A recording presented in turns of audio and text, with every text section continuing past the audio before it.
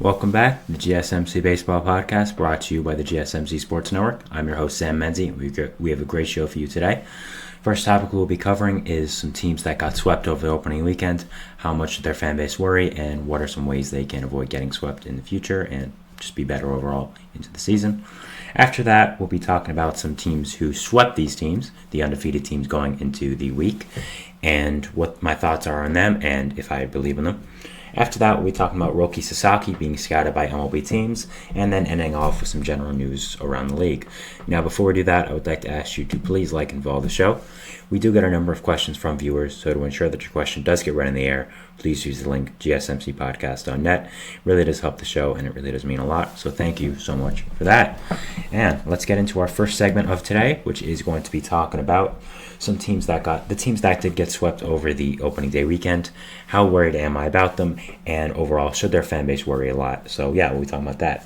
Now, before we get into the segment, I would like to say that Shota Imanaga of the Chicago Cubs is currently throwing a perfect game.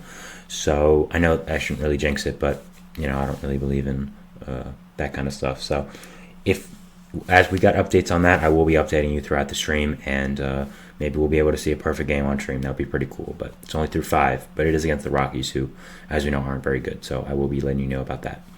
All right, but let's first talk about the teams that got swept over the weekend, and just personally, how worried am I about them? How worried would I be if I'm a fan, and how can they improve, just stuff like that, and overall just why they got swept. So first, we're going to start off with one of the big surprises over the weekend, which was the New York Mets. Now, the Mets getting swept was a big surprise in my opinion, not because they're an amazing team who is going to make the playoffs, but because they're not a horrible team, and they were playing, in my opinion, a team that is not as good as them in the Milwaukee Brewers. Now, the Mets lost by 1 run in one of the games, but after that did not do very well. So, just what is my overall concern level with the Mets going into the week now, playing a game tonight against the opening series against the Tigers tonight, and just how worried am I about them? I wouldn't be excited if I was a Mets fan, which I am, but I'm not also entirely worried. Now, going over these first few games, first of all, you had Jose Quintana as your opening day starter. Now, no disrespect to Jose Quintana, he's just not an opening day starter material. He's a very good pitcher. I'm happy he's my team's number 2, but he's not a guy that you would feel very comfortable with being your ace for the whole season. Thankfully, he's not, as our ace Kodai Senga is hurt. So I don't think Quintana is going to be the guy we rely on for games like this for the rest of the season. So Quintana did not do very well, did not even go 5 innings, but I'm not too worried about his performance. He's an older guy, and it kind of seemed like he was overthrowing in his first start, just happy to be out there, happy to start opening day. So I wouldn't be that worried if I was a Mets fan about Quintana, and that's kind of one of the reasons I'm not worried about the Mets team, because I think there's still a lot of ways to improve. I think with Quintana, again, it's one start, it's opening day. He was probably very excited, very pumped up, and didn't do great, but didn't do horrible as well. So I wouldn't be too worried if I was him. And then after that, you had, first of all, Luis Severino, who, he did not do very well. He gave up 6 earned runs, 12 hits. So he was not good whatsoever. But I'm not worried about him personally. Now, I've said multiple times here, I love the signing for the Mets. I thought Severino was a very good buy low candidate, a guy you can get for cheap on a 1-year deal. Wasn't really cheap because it was $13 million, but I think for where we thought Severino might get a few years ago when he was at the top of his game, that is pretty cheap, and it is a 1-year deal as well. So I think it was a good deal by the Mets still, and one start isn't going to totally change my belief on that. Was he bad? Yes. He gave up 12 hits. That's not good. I'm not trying to say anywhere at all is that good. But at the same time, his pitches were working well, and Zach Short made a kind of an error quickly in the first inning. Sorry about that noise. I'll be fixing that right there. Sorry about that.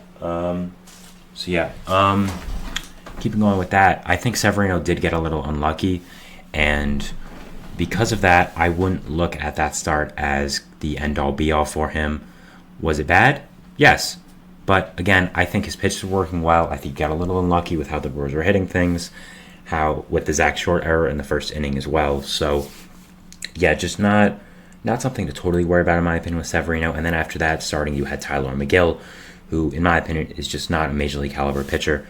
I don't know why the Mets keep bringing him out. He has not developed in all these years he's been in the major league, so not a fan of him. So, yes, you could say, okay, well, you're just listing off pitchers on your team that are going to be starting a lot of innings. Why would we not be worried? because, first of all, Severino is first start after being statistically the worst pitcher in baseball last year. So I'm not going to take that with a huge, like a big deal, and like take that as a huge,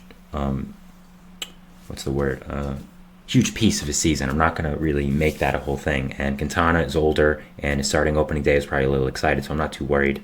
McGill was just placed on the injured list as well. We talk about that a little bit later, so I'm not really entirely worried about him being a fixture in the rotation. So, yeah, and then with the offense did pretty well. I mean, they scored 6 runs in the second game.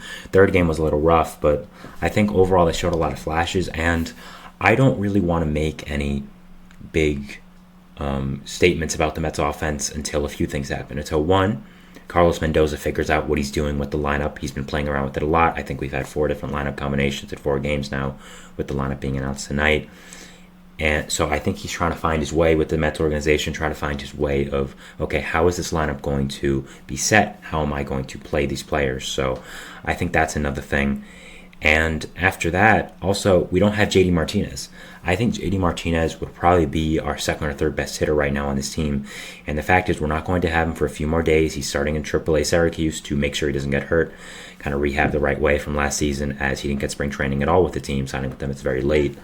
So I'm not really putting too much stock into this Mets lineup until he gets there, until Mendoza figures out what he's doing. So am I worried? Yes, I am worried. Sorry if you hear that in the background. I don't know what my cats are doing, but if you hear that, so I'm not worried about the Mets entirely because of these things I mentioned, and it relies on JD Martinez. And the Brewers, while I didn't think they would be a great team, I might have to reconsider that. I thought they were very impressive. We're going to talk about it more going into the second segment, but I think they played defense very well. I think they run the bases very well, and I think that's a reflection of what David Stearns is going to try to do with his Mets team now. He built this Brewers team, so I think you see that. You see the pieces of what he wants to become with the Mets, and I think you saw that now, adding a guy like Harrison Bader in the offseason, who isn't the best hitter, but he runs the bases very well. He plays great defense. So I think that's kind of a David Stearns Mets era type player.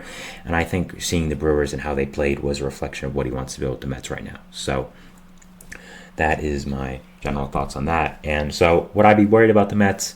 Not entirely, but I'd also be a little cautious about them. So yeah, I'm not going to say that their season's over, but obviously not an ideal start getting swept in your home ballpark as well. So those are my just general thoughts on it. After that, we got the Marlins. They also got swept. They got swept by the Pirates for somehow. I would be worried about the Marlins simply because I didn't think they were a great team to start off with as well. I'm just not a fan of their team whatsoever. I don't think their offense is that good. I think their pitching staff's a little overrated now with the pitching injuries they've had. I just don't think it's as good as people believe.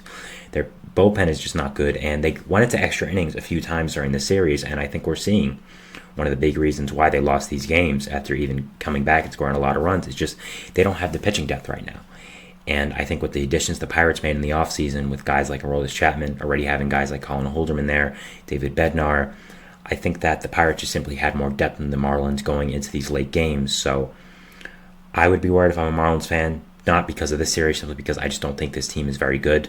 So that's kind of just it. I don't really want to spend too much time on them because, again, they're not a competitive team in my opinion, and I don't think they're going to be good anyway, so it's really not that surprising they got swept.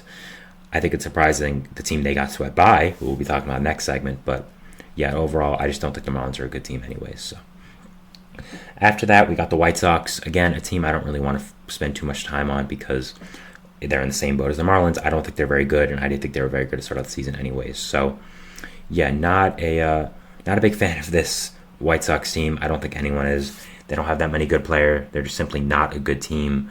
So that's just really it, in my opinion. I don't really know what else to say about them. It's not really me saying anything too shocking here. I just don't think the Pirates are that good. And I just don't think that... I don't think the White Sox are that good. Not the Pirates. We talked about the Pirates before. It's the White Sox. I don't think the White Sox are that good. I don't think they're really showing anything with this series. And not really a big surprise. They played a good team, and they got swept. So, yeah, not really too much to watch upon for the White Sox. guys I will watch for the season is Eric Fetty, Mike Soroka, two guys I think have a lot of potential in this White Sox organization, and guys I think could be good buy low people. So, yeah, I think both Fetty and Soroka, those are guys I'm watching. So we'll be seeing with that. Fetty did have a surf start with the White Sox. Wasn't great. Went 4 2/3.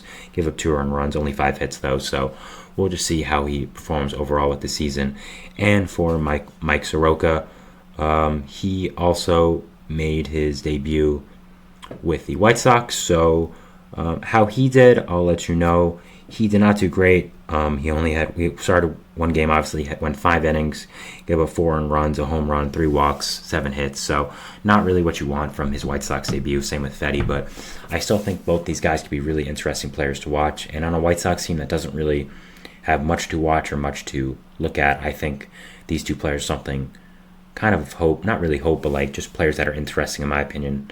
So, I mean, yeah, already the White Sox had good players. Of course, Luis Robert, Eloy Jimenez, another guy.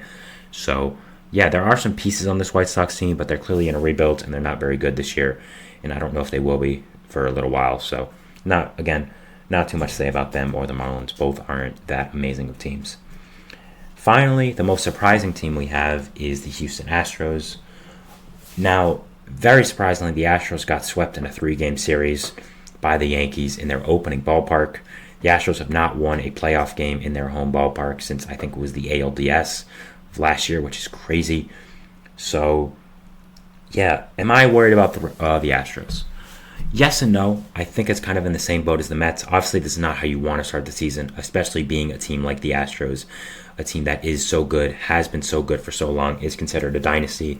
And I don't think this year is any deterrent on that. I don't think they lost so many huge, big pieces that are going to make them a bad team. So, yeah, I'm not worried about the Astros entirely, but there are some things to be a little worried about if I was a fan. First of all, the bullpen.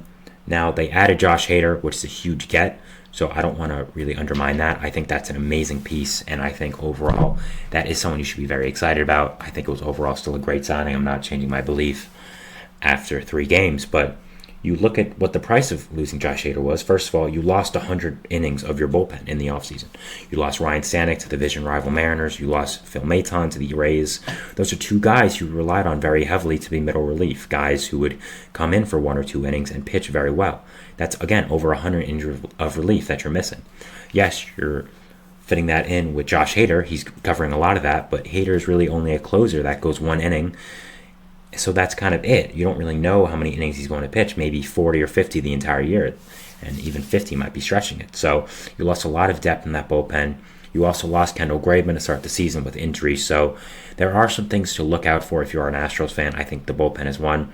And because of losing these guys, you have to rely on middle relief guys like Taylor Scott, who you just called up, who's kind of a AAA nobody who you're having pitching significant innings for you. So I'm not too worried about the Astros because I still think they're a great team. The amount of pure talent they have is just incredible. But there are some question marks that you currently have to look out for if you are a fan of them, mainly the bullpen. So that's really what I'd be watching as the season goes on and just what happens with that. So, yeah, overall, those are my thoughts on the Astros and just teams that got swept, how worried you should be on them, and why they got swept overall, just what the issues were. So, yeah, we'll be talking about this, but the other side of it, teams that did the sweeping, which we'll be doing in segment 2, talking about those teams, the teams that are currently undefeated in the baseball right now. So, yeah, we'll be talking about that, and we'll see you after the break. So, thank you and see you then. Bye.